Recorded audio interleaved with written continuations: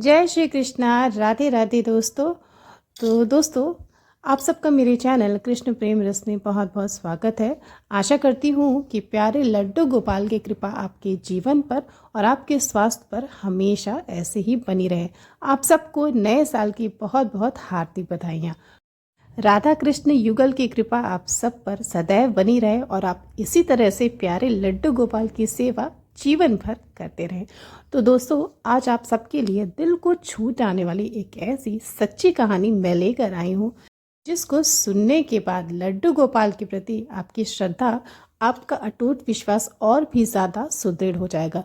लड्डू गोपाल के प्रति आपका स्नेह, आपके हृदय की भक्ति और प्रेम और ज़्यादा प्रगाढ़ हो जाएगा। आपको इस बात पर पूरी तरह से विश्वास हो जाएगा कि लड्डू गोपाल कभी भी अपने भक्त पर आने वाली विपत्ति को अपने भक्त पर नहीं पड़ने देते। अपने भक्त पर, अपने सेवक पर लड्डू गोपाल की दृष्टि, उनकी कृपा सदैव रहती है। चाहे उनका भक्त कहीं भी रहे, किसी भी विपत्ति से जूझता रहे, लेकिन प्रभु अपने प्यारे भक्त को कभी भी असहाय नहीं छोड़ते। वो किसी न किसी तरह, कहीं ना कहीं से ज़रूर अपने भक्त के लिए कोई ना कोई रास्ता निकाल देते हैं और उनका भक्त हर विपत्ति से अपना जीवन पार लगा देता है।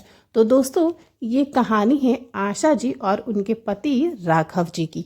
आशा और राघव जो कि दिल्ली में रहा करते हैं, उनके जीवन में लड्डू गोपाल की असीम कृपा हुई और अपने जीवन की सच्चाई को उन्होंने मेरे साथ शेयर किया, जिसे मैं इस वीडियो के माध्यम से आप सबको सुनाने के लिए आई हूँ। तो चलिए दोस्तों, जानते हैं कि राघव और आशा के जीवन में लड्डू गोपाल ने कैसे किया एक बहुत बड़ा चमत्कार। आखिर वो अपने जीवन में आने वाली एक बहुत बड़ी विपत्ति से कैसे लड्डू गोपाल की कृपा से बाहर निकल गए। उनके पूरे परिवार ने, उनके बेटों ने उनका साथ छोड़ दिया, वो सड़क पर आ गए, यहाँ तक कि उन्हें गंभीर बीमारी का सामना करना पड़ा। डॉक्टर ने उन्हें जवाब दे दिया कि अब आप सिर्फ कुछ दिनों के मेहमान हैं। लेकिन लड्डू गोपाल की ऐसी कृपा हुई कि आशा और राघव अपनी साथ हुई सारी विपत्तियों का सामना लड्डू गोपाल की कृपा से करने में सफल रहे। तो दोस्तों, ये कहानी है दिल्ली में रहने वाली आशा और उनके पति राघव की।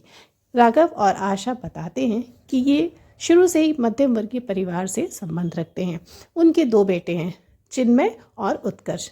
चिन्मय और उत्कर्ष दोनों ही बचपन से पढ़ने में तो बहुत ज़्यादा तेज थे, लेकिन राघव के पास धन की शुरू से कमी थी। वो एक छोटी सी प्राइवेट नौकरी करते थे और कुछ दिनों बाद उनकी नौकरी छूट जाती है। उसके बाद वे मजदूरी का काम करके अपने दोनों बच्चों को पढ़ाते लिखाते हैं और उनकी परवरिश करते हैं।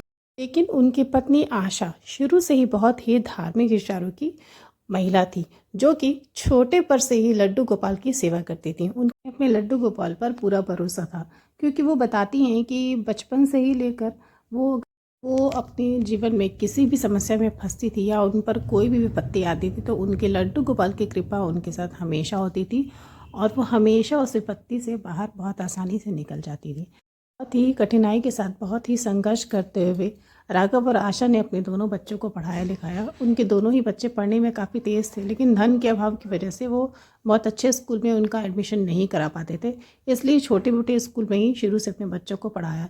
लेकिन बच्चे बहुत तेज़ थे, इसलिए बहुत जल्दी ही उन्होंने अपना करियर सेटल कर लिया। उनका बड़ा बेटा वो बाहर जर्मनी चला गया पढ़ने के लिए और वहीं पर नौकरी करने लगा, और जो छोटा वाला बेटा था वो बेंगलोर में रहकर नौकरी करने लगा। दोनों का विवाह हो गया और दोनों का घर बताते हैं कि उनकी ना तो कोई सरकारी नौकरी थी और ना ही उनके पास कोई ऐसा बैंक बैलेंस था। एक छोटा सा उनका पैतृक मकान था, पुश्तैनी मकान था, जो बहुत ही छोटा सा था। बस वही उनके पास था जिसमें वो रहा करते थे अपने परिवार लेके, और अब वो बहुत ज़्यादा जर्जर हो चुका था। जब उनके बेटे की शादी हुई बेंगलोर में, जब वो रहता था, तो वो दोनों ही बेंगलोर में जाके अपने बेटे के साथ रहने लगे। लेकिन वो बताते हैं कि अचानक से मेरे बेटे की नौकरी कुछ दिनों के लिए छूट गई और मेरा बेटा बहुत ज़्यादा परेशान रहने लगा कि पापा, मेरे ऊपर बहुत सारे लोन हैं और मैं इस लोन को कैसे भरूँगा, और अगर मेरी नौकरी मुझे नहीं मिली तो मैं ईएमआई पे नहीं कर पाऊँगा और मैं बहुत बड़ी समस्या में फंस जाऊँगा। तो किसी भी तरह से आप जो है 10 लाख रुपए की व्यवस्था करिए। अगर आप नहीं करेंगे तो फिर मेरे साथ बहुत बड़ी समस्या हो जाएगी और मैं आपको अपने साथ नहीं रख सकता, आप सबको खिला पिला नहीं सकता, ना ही आपकी जिम्मेदारी उठा सकता हूँ। तो राघव जी जो थे वो तो बहुत ज़्यादा दुविधा में फंस गए और उन्हें अपने बच्चे की फ़िक्र भी हो रही थी। कोई भी माँ बाप होते तो अपने बेटे की चिंता होती। नहीं, अब कुछ भी समझ में नहीं आ रहा था। उनकी ऐसी स्थिति नहीं थी कि उन्हें कोई भी 10 लाख रुपए उधार दे दे। वो बताते हैं कि 10 लाख तो क्या, मेरी इतनी भी औकात नहीं थी कि मुझे कोई 50,000 या 1 लाख रुपए भी उधार के तौर पे दे। और मेरे पास जो भी एक उम्मीद थी, एक आस थी, वो मेरा पुराना मकान था जो जर्जर पड़ा हुआ था, जर्जर हालत में दिल्ली में पड़ा हुआ था, जिसे कुछ साल हम छोड़ के अपने बेटे के साथ रह रहे थे। तो मेरे दिमाग में आया कि बात मेरे बेटे के भविष्य की है, उसकी प्रॉब्लम की है, तो मैं वो मकान रख के क्या करूँगा जब मेरा बेटा समस्या से घिरा रहेगा, वो सुखी नहीं रहेगा। मैंने और मेरी पत्नी आशा ने हमने निर्णय लिया कि हम उस मकान को बेचकर अपने बेटे को दे देंगे, जिससे वो अपने सारे कर्जे चुका पाएगा। तो राघव जी ने ठीक वैसा ही किया। 10 दिनों के अंदर अंदर उन्होंने अपने पैतृक मकान को, जो कि उनका एकमात्र सहारा था। राघव जी बताते हैं कि अचानक से मेरी तबीयत थोड़ी ख़राब रहने लगती है, उन्हें तेज़ बुखार होने लगता है और उन्हें पेट में थोड़ी सी समस्या महसूस होने लगती है। वो बताते हैं कि जो भी मैं खाता हूँ मुझे कुछ भी डाइजेस्ट नहीं होता है और मेरे पूरे शरीर में एक सूजन सी होने लगती है। फिर राघव जी बताते हैं कि मैं बहुत दिन तक उस समस्या को टालता रहता हूँ। मुझे ऐसा लगा जैसे हो सकता है थकान की वजह से या मौसम के बदलने की वजह से या फिर उम्र के बढ़ने की वजह से छोटी मोटी प्रॉब्लम जो कि सबको ही लगी रहती वो ही होगी, लेकिन करीब 6 महीने तक उनकी तबीयत नहीं ठीक होती है और उनका बीपी अचानक से बहुत ज़्यादा बढ़ने लगता है। तो आशा जी उनसे कहती हैं कि आपको किसी अच्छे स्पेशलिस्ट को दिखाना चाहिए। राघव जी वहीं बेंगलोर में ही एक डॉक्टर को दिखाते हैं और दिखाने के बाद डॉक्टर उन्हें कुछ टेस्ट लिखता है। वे टेस्ट कराते हैं और टेस्ट की जो रिपोर्ट आती हैं वो दिल को दहला देने वाली होती है। जब वो रिपोर्ट को लेकर डॉक्टर को दिखाने के लिए जाते हैं तो डॉक्टर ने जो बताया वो सुन के राघव के पैरों तले ज़मीन खिसक जाती है। डॉक्टर राघव से बताते हैं कि आपकी दोनों किडनियाँ पूरी तरह से फेल हो गई हैं। आपकी किडनियों ने कुछ समय से काम करना बंद कर दिया है और आपका शरीर बहुत ज़्यादा रिस्क पे है। आपके शरीर में जो खून किडनी जो छान के पूरी बॉडी में सप्लाई करता है वो प्रोसेस नहीं हो रहा है, इसलिए आपके पास किडनी को ट्रांसप्लांट करने के सिवा और कोई भी रास्ता नहीं है। ये सुनकर राघव पूरी तरह से स्तब्ध रह जाता है। उसे कुछ भी समझ में नहीं आता कि मेरे साथ ऐसा कैसे हुआ, और ना तो राघव के पास एक फूटी कौड़ी रहती कि वो अपना इलाज करा सके। किडनी को ट्रांसप्लांट कराना तो एक बहुत बड़ी बात होती है। फिर राघव घर जाकर अपने बेटे को सब बताते हैं और कहते हैं कि बेटा तुम ही कुछ कर सकते हो, मेरे पास तो कुछ भी ऐसा नहीं है जिससे मैं अपना इलाज करा सकूं। बस एक मकान था, वो भी मैंने तुम्हारे लिए बेच दिया और माँ के जो जेवर थे वो बचपन में ही हमने बेच के तुम्हारी पढ़ाई में लगा दिए। और जो छोटा वाला बेटा रहता है वो अपने पिता राघव से बोलता है कि पापा आपको तो पता है कि मेरी कंडीशन पहले से ही बहुत ख़राब है, मेरे पास जॉब भी नहीं है और मेरे पास इतने पैसे नहीं हैं कि मैं आपका ट्रीटमेंट करा सकूं। किसी तरह मैं आप सबका खर्चा चला ले रहा हूँ, अपना परिवार चला ले रहा हूँ, यही मेरे लिए बहुत है। मैं तो एक एक रुपए के लिए मोहताज हो गया हूँ, इसलिए मुझसे ये सब अब नहीं हो पाएगा और आप खुद अपने इलाज के लिए पैसे इकट्ठे कर लो। आप भैया से ही बात कर लो, भैया को भी तो आपकी कुछ जिम्मेदारी उठानी चाहिए। राघव सोचते हैं एक बार कि मुझे अपने बड़े बेटे से बात करनी चाहिए, उसे कुछ मदद करनी चाहिए। वो अपने बड़े वाले बेटे को कॉल करते हैं। आशा भी उससे बात करती है कि बेटे तुम्हारे पापा की कंडीशन बहुत ख़राब हो गई है और डॉक्टर ने उन्हें जवाब दे दिया है। डॉक्टर ने बोला है कि अगर 15 दिन के अंदर आपने किडनी को ट्रांसप्लांट नहीं किया तो शायद आप ज़्यादा दिन नहीं चलेंगे, इसलिए उनका जीवन बहुत संकट में है। तो तुम ही कुछ कर सकते हो, क्योंकि तुम्हारे छोटे भाई के पास तो अब इतने पैसे नहीं हैं कि वो पापा का किडनी ट्रांसप्लांट। ये बात सुनते ही उसका बड़ा बेटा चुप हो जाता है, वो मौन हो जाता है और अपने पिता को कोई भी जवाब नहीं देता है। राघव बार बार उसे दोहरा कर पूछते हैं कि क्या बात है, तुम बोल क्यों नहीं रहे? क्या तुम मेरा इलाज कराने के लिए पैसे दोगे? बेटा मैं बहुत परेशान हूँ और मेरा एक मकान था वो मैंने कुछ दिन पहले भैया को बेचकर उसके पैसे दे दिए। अब हम पति पत्नी बेसहारा हो चुके हैं, हमारे पास एक फूटी कौड़ी भी नहीं है और ना ही हमारे पास कोई और प्रॉपर्टी या तो हमारे माँ के जेवरात भी नहीं है जिन्हें बेच कर मैं अपना इलाज करा पाऊँ। लेकिन दुर्भाग्यवश राघव के बड़े बेटे ने भी उनका इलाज कराने से साफ इनकार कर दिया।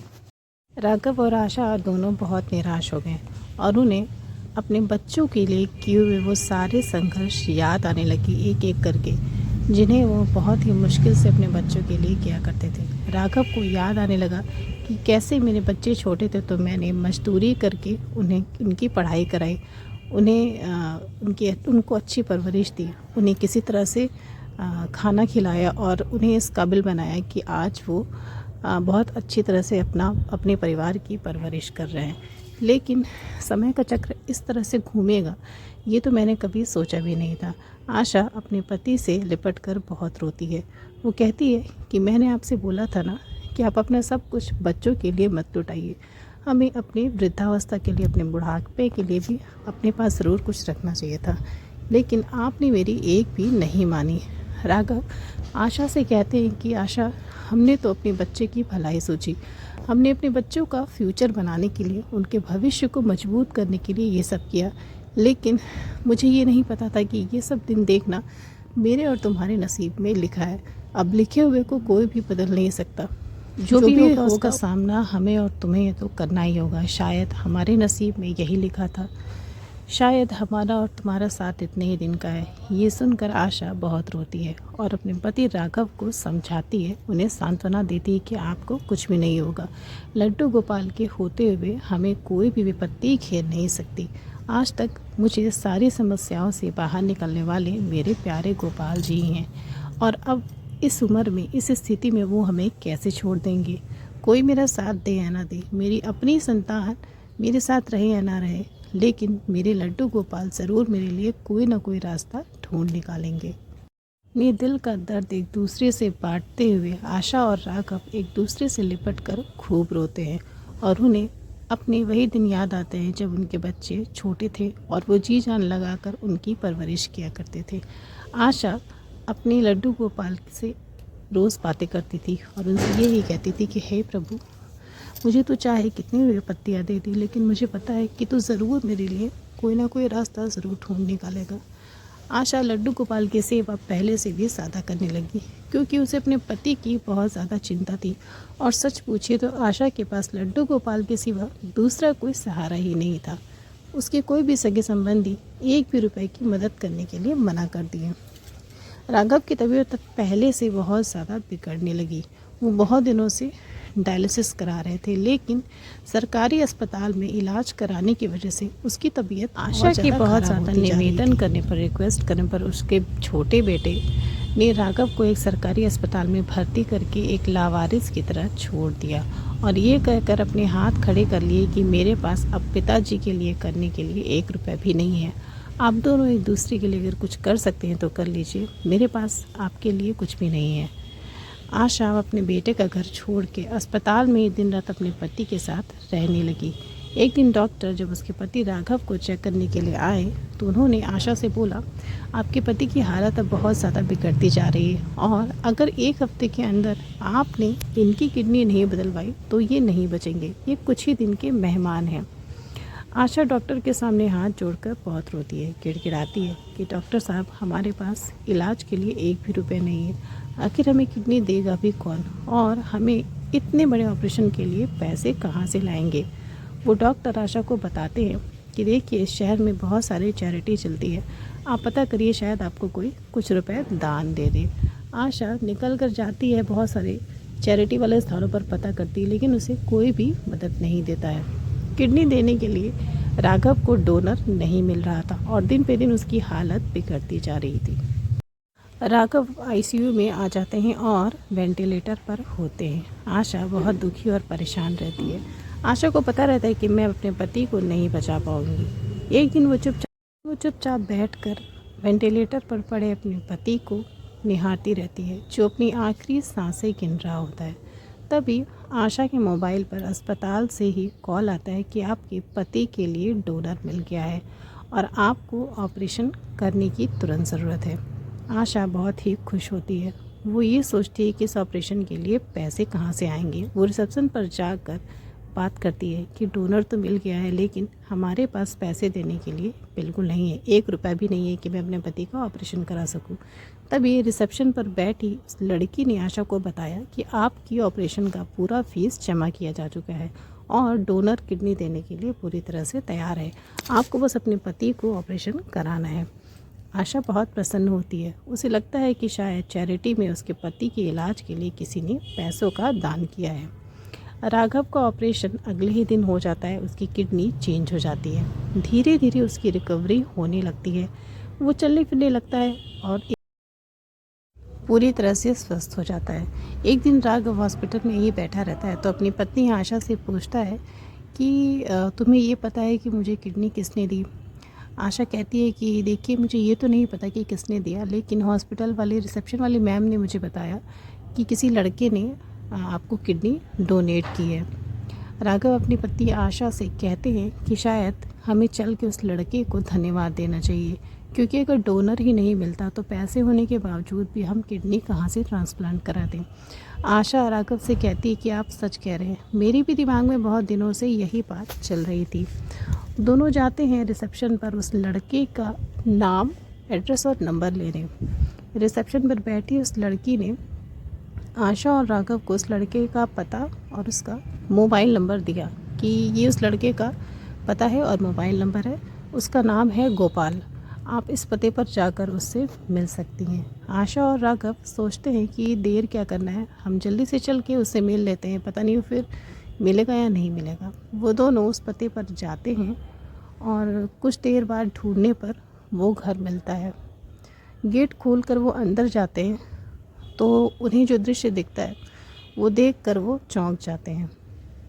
वो देखते हैं कि वो घर बहुत ही पुराना है, खंडहर सा है और उस पे एक ताला लटका हुआ है। घर में कोई भी नहीं है और उसे देखकर ऐसा लग रहा है कि उस घर में पिछले 50-60 सालों से कोई आया भी नहीं है।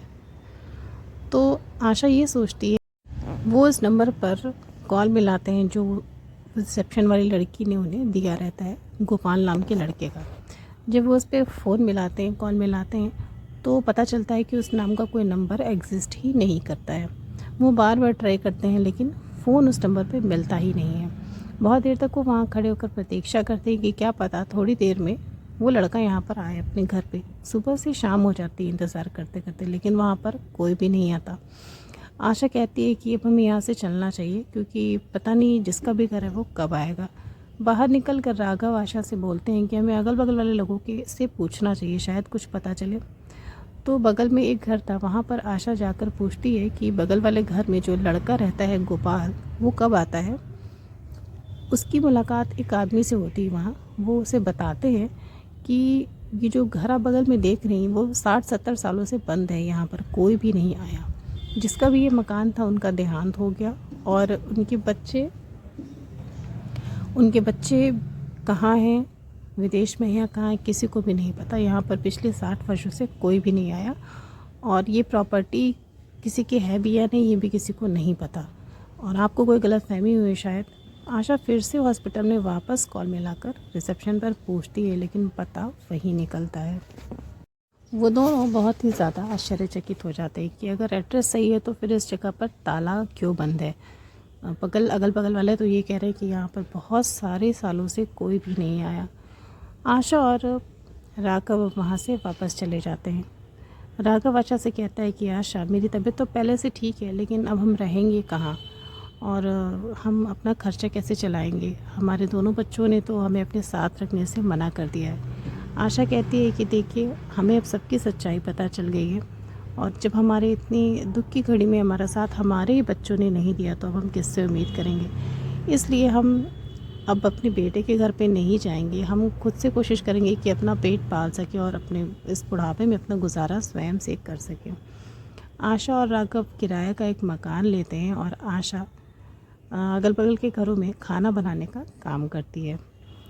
राघव दिन भर घर पे ही रहा करते हैं, क्योंकि वो उन्हें बाहर जाना आना मना था, डॉक्टर ने मना किया था। तो आशा खाना बनाने का काम करती है और घर पे आकर अपने पति की देख रेख करती है। एक दिन आशा दिन में आराम करती है, तभी उसे एक अजीब सा सपना आता है। उसके सपने में उसके लड्डू गोपाल आते हैं और वो उससे कहते हैं कि आशा, तुम परेशान थी लेकिन तुम्हारी परेशानी मैंने दूर कर दी।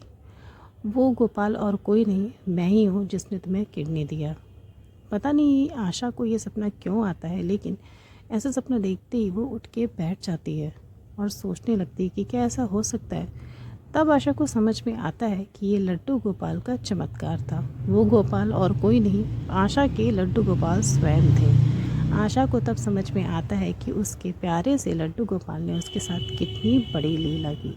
वो अपने पति राघव को सब कुछ बताती है और राघव और आशा ये सुनकर राघव की आंखों में आंसू आ जाता है और वो आशा से कहते हैं कि शायद हमने पिछले कई जन्मों में बहुत सारे पुण्य किए थे, जो इस जन्म में हमें लड्डू गोपाल की भक्ति मिली। वो आंसू भरी आंखों से लड्डू गोपाल को अपने सीने से लगा लेते हैं और खूब रोते हैं। राघव और आशा बहुत ज़्यादा खुश थे और उन्हें इस बात की बहुत खुशी थी कि लड्डू गोपाल ने अपने बेटे होने का फ़र्ज़ निभाया। इस स्थिति में जब उनके दोनों बेटों ने उनका साथ छोड़ दिया और अपने पिता को मौत के मुंह में छोड़ दिया, मरने के लिए छोड़ दिया, तब लड्डू गोपाल ने अपनी भक्ति का फल दिया या फिर अपने बेटे होने का फ़र्ज़ निभाया। तो दोस्तों, आपके अपने भाई बहन जिनके लिए आपने जीवन भर बहुत कुछ किया, वो भले ही अगर आपका साथ छोड़ दे, लेकिन लड्डू गोपाल कभी भी अपने भक्त को, अपने आश्रितों को कभी भी विपत्ति में अकेला नहीं छोड़ते हैं, जिसका राघव और आशा बहुत बड़ा उदाहरण है। तो अगर राघव के जीवन की आपको ये सच्ची घटना अच्छी लगी हो तो अपने दोस्तों के साथ शेयर करके वीडियो को लाइक करिएगा और चैनल को ज़रूर सब्सक्राइब करिएगा। राधे राधे।